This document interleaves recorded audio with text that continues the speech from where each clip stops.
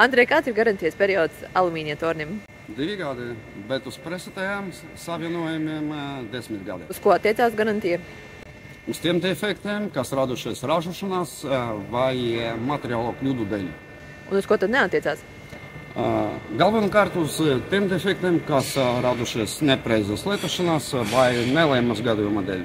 Ja nepārsniedz noteiktu svaru ierobežojumu 200 kg uz kvadrātmetru, tad viss būs kārtībā.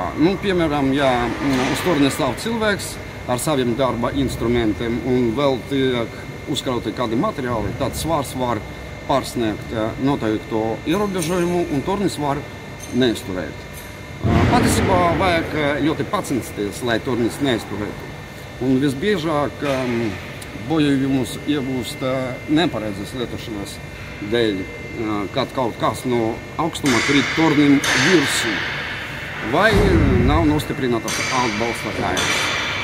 Tad, principā, ja pareizi lietot, tad nekas arī ar torni nevar notikt. Tieši tā.